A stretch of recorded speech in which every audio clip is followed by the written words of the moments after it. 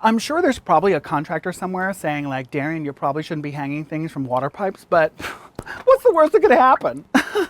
I've got insurance.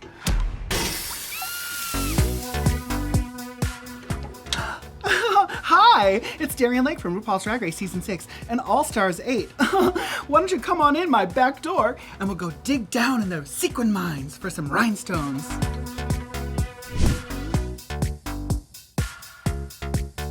I think I know what this is. This should be my, oh no, it's a body. I'm a real person. I have flaws. Sometimes I take my face off and I sell them online so people can have a souvenir and my DNA. Don't clone me because I'm already miserable. I don't know if you can see them, but I have them. You just save things because you never know when you're gonna need them. You know, they're great for the pool. Oh, ew. You save everything because who knows when you want to be Mary Sanderson from Hocus Pocus. Darienne Lake was born in Rochester, New York, because there is a theme park named Darienne Lake Six Flags between Rochester and Buffalo, New York. And I, like an amusement park, most guys vomit after riding me. You know, she's 2 tons of fun. Twisted steel and sex appeal. Shut up! Now, what? Rochester really has impacted my drag so much because we're a small town. We don't have multiple drag bars to perform in. All of us drag queens know each other. We get along. We help each other. It's a community. There's not that competition of like, oh, well, what's she doing over at her bar? That kind of thing. So we all sort of work together and sort of, you know, build each other up. You know, it's almost like having a drag family without being really, it's like a distant family, but we're still family. We're still a family. We get along. Oh, hi, yeah, come on down. Sure, keep your shoes on. Hi, so this is the drag dungeon. When I first started doing drag, you know, I kind of had to keep it secret. I had to definitely keep it in the closet. I was living at home with my parents who were not very accepting of the gay thing, especially the drag thing. Eventually, you know, when you're performing in clubs and all that stuff or whatever, you're in nightclubs where there's, you know, booze and smoke and cigarette smoke back in the day. Smells beautiful. Stuff would be smoky, and sometimes you were in the basement getting ready. And so, you know, sometimes there were some little critters that might run into your dresses too. So you keep things out of the, you know, out of your living spaces. That's why I wore a lot of sequins, because it's plastic and vomit and booze just rinses right off. So it doesn't stick. So I banished everything down to the basement, and I keep stuff everywhere, really. Everything from like old memorabilia and toys and props and dildos and things. And I don't know if you recognize this one from season 6, Ben de la Creme. You're like a Russian doll, full of yourself. You like that? I would put the drag down into the basement. Sometimes when I'm lazy and I come home, I just throw things right down the laundry chute. So it works. It's actually right above your head. But now most things smell like French toast because I do a lot of brunches. My dream is to become that hyper-organized Bianca queen. So I did get a label maker and I have made labels and stuff. And so that is my dream, to be like that. This is not Bianca Del Rio's Palm Springs home that's everything is labeled perfectly. If you want that, go to her house. I don't know if you'll get an invite, but you can go. I don't have that budget to be like getting the California closets. You know, I'm more the Ashtabula closets. You know, I'm like definitely the trailer park of that. But this is what works for me and my mental state. You know, not every day is a great day for organizing and stuff. And I do have, you know, ADD where my mind goes somewhere else. And I'm like, you know, so there is a corner of each area that's very well organized. So lots of things everywhere. I got a picture with the winner of RuPaul's Drag Race Season 8 of All-Stars. It was great. $15, but it's cool. Thanks. One day I'd love to have like a drag museum or something. I've even have stuff from other queens or whatever too that I'm saving. There's stuff that I collect over the years. Chris March, the designer who has passed away, he had some wigs that he made for a Target collection, and they were made out of foam. And then you just get them and bejewel them. Dusty. Stars, they're just like us. Like this hair was styled by James Mansfield herself. even though she voted for me 3 times. Bitch. This was when I was doing Mama Cass Elliot, and it's still so vibrant and bright because it's been washed 3 times. Or maybe a dress that looked like the backdrop of The Dating Game from the 70s. You never know. Who knows? I do remember season 6, you know, a shady elephant never forgets. When I went on season 6 of RuPaul's Drag Race, things were different. You brought what was in your closet, and that's what you did. And I was the sort of performer that was like, I'm a performer. I'm not a fashion queen. I'm a performer. This is what I do. This is who I am. That's my strength. I entertain people. It doesn't matter really what I'm wearing. It's just, you know, that's what it was. And then I don't think it was until Violet Chachki came out in that finale gown that we were all like, oh, we have to start spending some money. You know, for watching the runways on season 6, I was like, hey, this is the best I can do. You know, I felt like Sarah Jessica Parker, you know, she's not a beauty, but she does the best she can do. You know, she does the best with what she's got. I used to be a queen who, did I like sequins and sparkle? Yes. Because if you can't hide it, decorate it, you know? Also, if I ever get hit in a plane crash, you can find me a built-in SOS. Just signal a satellite. Do you remember this? Yeah.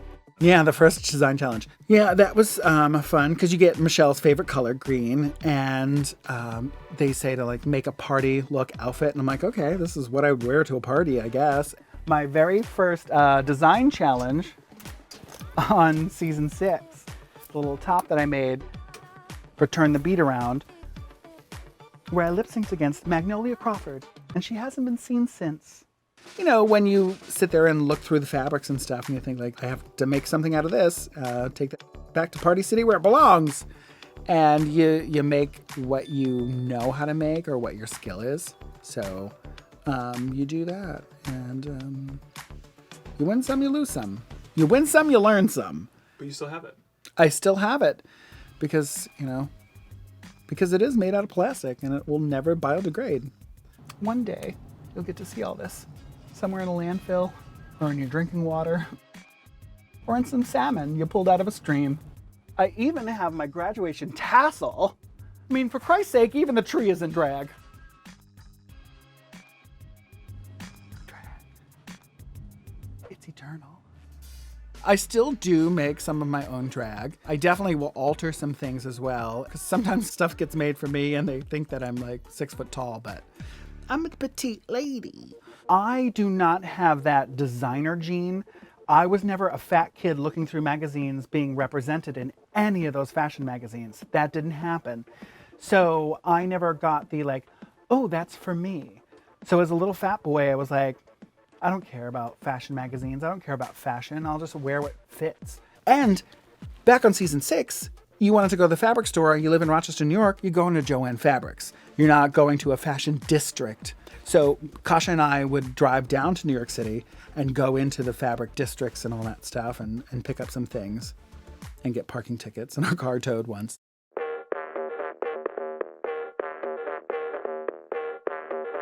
I wanted to look like a disco ball. I think that disco balls are like gay mistletoe. I feel like you have to kiss a gay boy underneath a disco ball.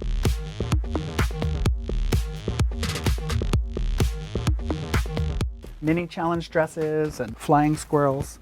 Animal Kingdom, yeah. Like a day or two before I was leaving for All-Star 6, I was thinking about different things that I could bring. And I had a Viking helmet that had the tusks. And I'm like, these would be great earrings. Elephant. And so I started making the elephant dress, putting the whole thing together and getting the tusk earrings and making those out of the Viking helmet. Because, you know, why wouldn't you save the Viking helmet? Because you never know when you're going to use it. And it just all came to me. And I thought like, oh, the ears and everything. And this is going to be hilarious and silly. And I could be like that decorated like elephant. And I even thought afterwards about doing like a children's book. You know, I mean, I don't care for kids or anything. One thing about getting on All-Stars 8 was I really wanted to prove to myself that I could be that fashion queen that was lacking in season 6. The experience is so much different for All-Stars because you have to bring your A game to everything and you have to think about like, okay, what did I do and all that stuff or whatever. On season 6, I came in a blue dress and I left in a blue dress and I wanted to sort of recreate that as well. Just come in a blue dress, something body-hugging and form-fitting to show the new Darienne Lake. She's gorgeous, she's sexy, she's cute, she's ready to party. I gave this to a friend of mine and she threw some rhinestones on it and we just had a good time, you know? So, yeah, it's fun. You know, even the preparation for All-Stars, I learned a lot about myself. Like if somebody ever says to me, you know, like, thanks for your help, I'm like, oh yeah, I'm happy to do it. And I realize that that's the other people as well. So when I say, can you help me? They're like, I'm happy to do it. They're happy to do it. This was my promo look for All-Stars 8 made by Angel Ayala. I was so excited about this because especially when putting it on, it was like, this is gonna show all my hard work, all my missed desserts, you know, all that that good stuff. Just so much beauty, the way it fit, so gorgeous. I never really got that excited about clothing. And so that's why I was so happy to put some of my faith into some of these designers who really have an eye for that. All of those things that I worked so hard to reshape and restructure my body. At no point was this about like, I want to lose weight. This was about restructuring and reshaping my body. I didn't want to put a number to it because I don't think that we should be so concentrated on the number on a scale. So for me, I wanted to show like, this is how I like sort of reshaped my body. Not just that, but like I didn't have a corset back in season 6 because I couldn't just buy one on the internet because that really wasn't there during season 6. Actually, the first corset that I ever got was one of Delta Works' old corsets. She had a corset. She was selling some things and I bought it off of her. So yeah, that was my first corset. Well, drag gets absolutely everywhere. Currently it's in my garage. Here's the net for the net gala look. Look at that, real bamboo. So a panda will go hungry, but I won't if you buy one. More beautiful merchandise. You can have a very own Darienne Lake Billie Eilish knockoff look of your own. Billie Eilish, iconic, you know? You knew exactly who the I was as soon as I turned that corner. Buy now before they're all gone. Limited edition, as in I'm not making any more. If I die, they go up in value. So some more looks that I have out here that I haven't quite moved into the drag dungeon yet. My misshapen look, which was created by Michelle Lesniak from Project Runway. So misshapen meant so much to me when Michelle Lesniak was talking to me about it and the idea that she had as well to go with my concept of misshapen was that whole like, you can take something that's broken and put it back together again. So like broken, yet beautiful, misshapen. That's how I feel like my body has been over the years. It's empowering to find beauty in things that have been broken. You know, that's how I feel about our spirits. You know, we get broken, we get thrown apart, we get shunned by our families. And like I've always said, like it doesn't get better, but you get better, you know, because people are still going to be heads. They're still going to be assholes. This is what I left All-Stars 8 in. This was my Ask the World Turns. Ask the World Turns. I mean, looking like a shiny copper penny. Just so beautiful. Reaching out of my comfort zone and corseting the crap out of myself. And those hips, that ass, and those titties were all mine. It had a lot of meaning to me because I'm not a queen who likes to show her legs. I carry a lot of weight in my legs, and I've always had that as an insecurity.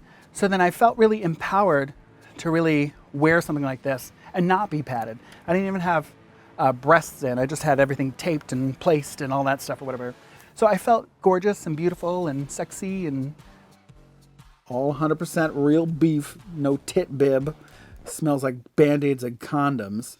That's all sort of worked, you know? I'm really proud of my reception that I got from the Fame Games because people were like, bitch ate. She, like season 8, she ate. She brought the fashion.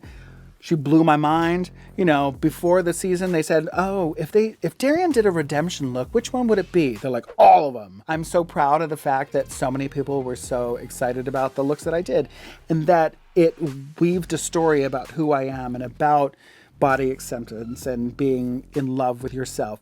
Because people are like, how can you love somebody else if you don't love yourself? And so many people are like, well, I don't like my body, so I don't love myself. No, there's a big difference. You can still love yourself. Loving self is different than loving body. you know. My style is still got a lot of like humor and laughter and camp, and also some definitely sex appeal, I think, you know, a little of that sort of MILF. You can call me mommy if you want to. You could call me mother, but you want me to call me mommy? I don't care. That's fine with me. Call me whatever you want to.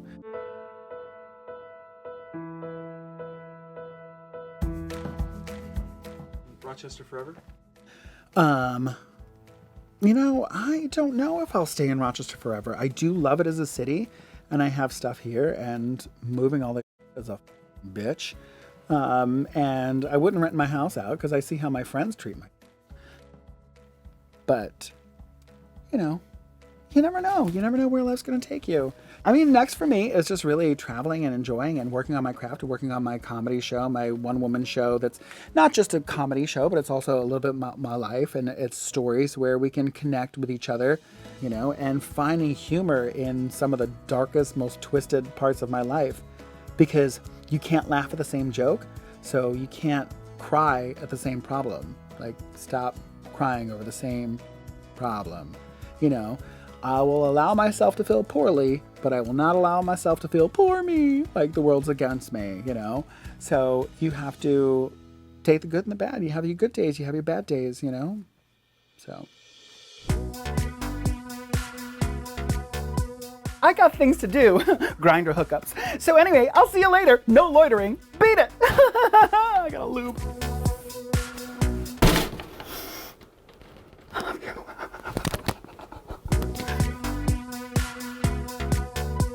My Latrice Royale autographed towel that she gave me for $25. But I love it. I cherish it. And some of the other queens have given me some of their t-shirts, which is really, they've given me some of their t-shirts, which is really fantastic because they're great for taking your makeup off. So soft. Oh, hey, everybody, it's Michelle Visage. Do you want Emmy-nominated gay? Well, then subscribe to RuPaul's Drag Race on YouTube.